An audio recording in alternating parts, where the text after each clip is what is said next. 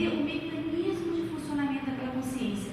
Como é que ela se manifesta, como é que ela está, como é que eu estou no meu dia a dia vivenciando, desde a hora que eu acordo, até a hora que eu durmo, durante o sono, como é que eu me comporto. Então a gente utiliza dentro da consciencioterapia um neologismo técnico consciencioterápico, que é o processo chamado de anaconsciência-cinese.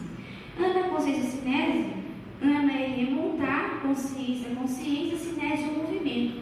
Então a gente, com essa palavra, a gente consegue exatamente ter aquele movimento, o histórico, movimento daquela consciência. Então, anaconsciência-cinese. Isso engloba a anamnese consciencial, os sinais, os sintomas e também alguns outros fatores. Por exemplo, a escuta consciencial. Eu aprendi, além de escutar, me auscultar, um processo mais amplo, né? Eu poder ficar mais atenta a mim mesmo. Como é que eu vou me abordar? Como é que eu vou me acessar? Se eu não presto atenção a mim, se eu não tenho concentração, se eu não aumento a minha autopercepção. Então é necessário a gente cada vez mais se auscultar-se. Um outro processo que está dentro da anaconsciência-cinese é a energometria. Eu começar a fazer a discriminação das energias conscienciais. Então eu vou começar a ficar mais atento às próprias energias, à qualidade das energias. A conscienciometria, ou seja, eu traçar, eu fazer a mensuração dessa consciência, eu começar a estudar os traços, os atributos conscienciais, tudo isso com bastante discernimento, sendo bem sinceros, bem transparentes. E a avaliação dos amparadores. Então, quando eu vou fazer a anaconsciência-cinese, eu vou verificar, eu estou com o amparador, que tipo de companhia extrafísica eu tenho, é um amparador técnico, que tipo de amparador é? Então, e quando a gente está fazendo um no outro, a gente sempre procura identificar, essa pessoa tem amparadores? Então, isso é uma coisa de extremamente importância. Outra coisa importante também na abordagem consciencioterápica, é a consciência ter responsabilidades cosmoéticas na instrumentalização de si mesma ou de outrem. Então a gente vê que muita gente quer mudar, nós temos a tendência de sermos sempre terapeutas, né? De ser terapeuta do outro principalmente, e às vezes querer se instrumentalizar de qualquer maneira. Nós não podemos fazer isso de forma amadora. Então nós vemos que a pessoa pode se abordar de várias formas. Uma abordagem mística, fantasiosa, erudita, científica. O que a gente precisa ser é sério com a gente mesmo. Então, a abordagem, quanto mais científica, melhor. Né? Tirar todas as fantasias, todo o misticismo, o religiosismo de lá. E a questão da instrumentalização é algo extremamente sério. Ou seja, não adianta a gente botar o dedo na ferida sem saber o que fazer. Se sabe fazer o curativo, ou se não sabe fazer o curativo. Então, tem que saber aonde está mexendo. A gente vê muitas vezes que a pessoa quer parar e vamos jogar energia na cabeça do outro. O que você está fazendo na cabeça do outro? Que tipo de energia você está colocando? Aonde que você está mexendo? O que você está tirando? O que você está fazendo na cabeça do outro? Então isso é extremamente importante. Então no começo a gente avaliava, eu jogava energia, a tendência nossa de ajudar fica aquela ajuda não qualificada, ou seja, tem boa vontade, boa intenção, mas faz de qualquer jeito. Então nós estamos num patamar que a gente precisa melhorar isso, precisamos ser mais técnicos, mais científicos. Nem tudo que a gente vê tem que tirar naquela hora. Então às vezes a pessoa está ali, simbiótica com a consciência. Eu vou tirar ela de imediato? Não sei.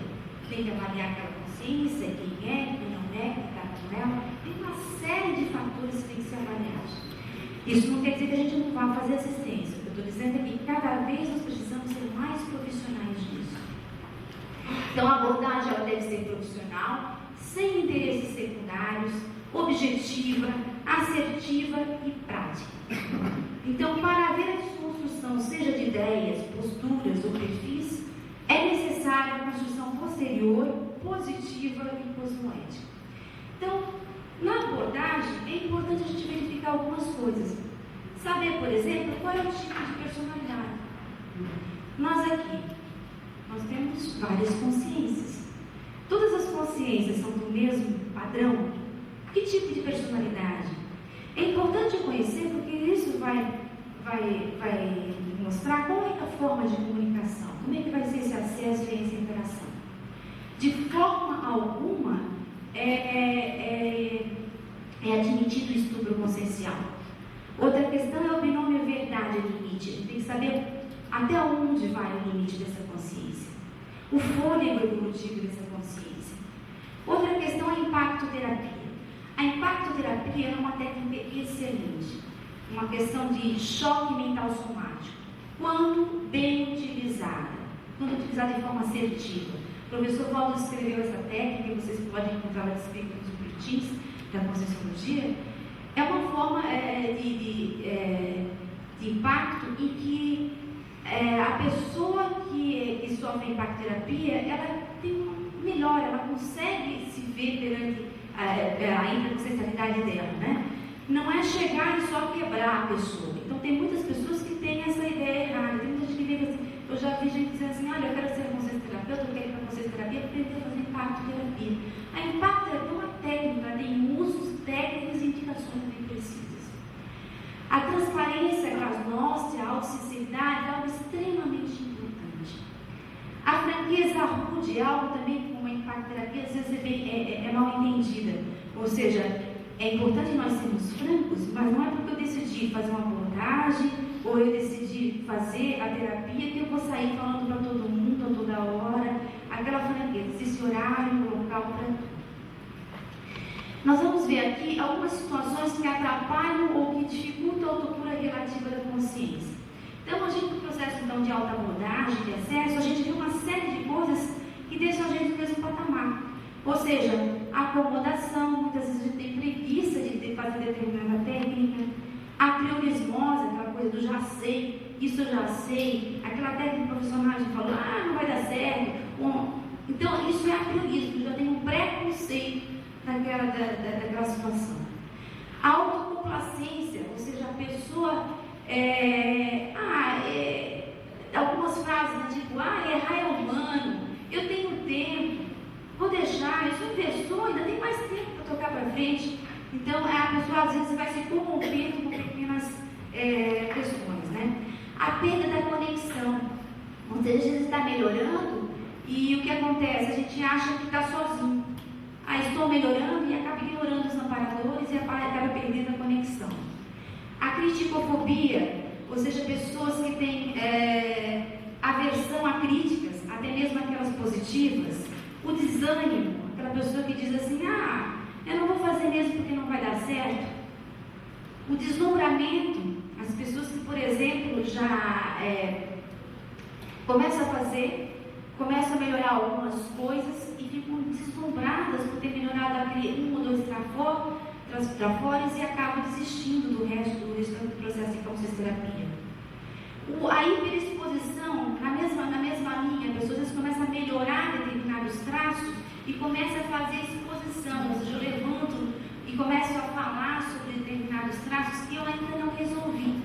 O que acontece? Muitas vezes há recidiva daquele traço, porque ainda não está bem solucionado. Então, a hiperreatividade, ou seja, a reação excessiva a determinadas ações, a falta de inteligência evolutiva, o controle externo, ou seja, eu deixo tudo na mão do outro, na mão de Deus, da consciencioterapia, dos consciencioterapeutas, da família. Eu não vou fazer isso porque não dá, meu trabalho não deixa. Então, eu sempre delego ao externo.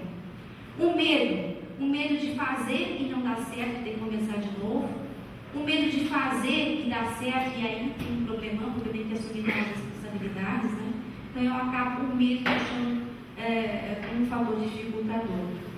Não tem paciência, então às vezes na consciencioterapia a gente vê muito disso, a gente dá às vezes, vamos fazer um relatório, vamos explorar isso, vamos ver aquilo, não, isso é muito chato, por que eu vou escrever isso todo dia? Então a pessoa não tem paciência de se observar, de ver, de trabalhar com esses traços. Então isso é um grande fator dificultador. A procrastinação, o empurrar com a barriga, eu vou deixando, amanhã eu começo a fazer, amanhã eu vou fazer os meus 20 dias, amanhã eu vou trabalhar com determinados fatores. A prosêmica, ou seja, a dificuldade de lidar com o outro, ou seja, a questão da territorialidade, né? Aquela dificuldade do espaço, né? A rigidez, ou seja, muitas vezes a pessoa começa a se cobrar muito.